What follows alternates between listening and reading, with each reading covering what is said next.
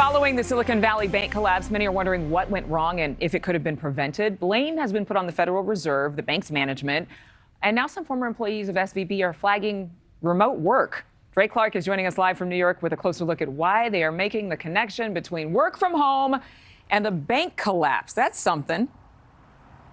Yeah, Adrienne, good morning. Silicon Valley Bank actually has a branch office inside this building here behind me on the second floor on Park Avenue.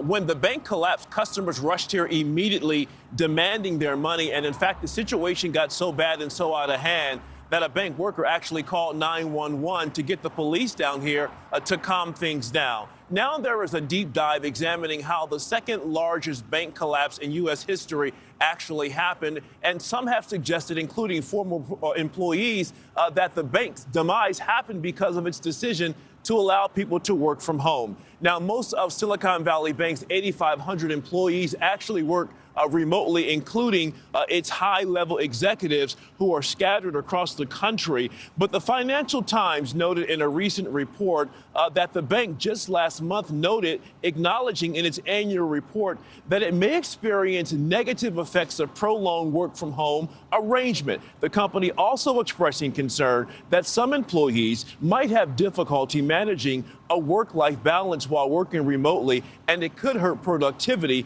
causing a disruption in business. At least 2 employees told the Financial Times anonymously, "I almost felt like I was at work on a college campus." Another employee saying ideas like hedging interest rate risk oftentimes came up over lunch or in small meetings. But some see this remote work excuse as nonsense, saying the bank had other systemic issues that went unaddressed. And ultimately, the immediate cause of the bank's collapse was due to interest rate hikes that severely decreased the value of the bank's assets, causing a run on the bank. And employees say the bank made a very big mistake revealing publicly that it was having a difficult time.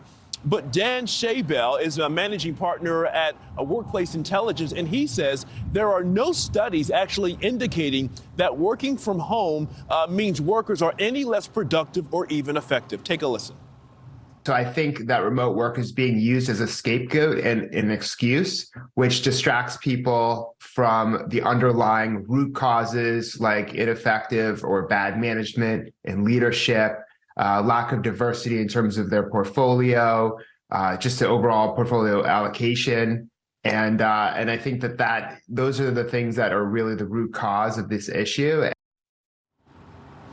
Other financial firms like Goldman Sachs and JP Morgan have strongly encouraged their employees to return to the office. Meanwhile, other companies have also failed even with their workers in the office. So that's why some people say this idea of blaming workers working remotely for the bank's demise, they say, doesn't really have any legitimacy at all. Adrienne? It's such an interesting story, though, because we are going to be studying how much remote work impacts us, our economy, our future. Thank you for watching. Go to newsnationnow.com to find NewsNation on your television provider. And don't forget to click the red subscribe button below to get more of NewsNation's fact-driven, unbiased coverage.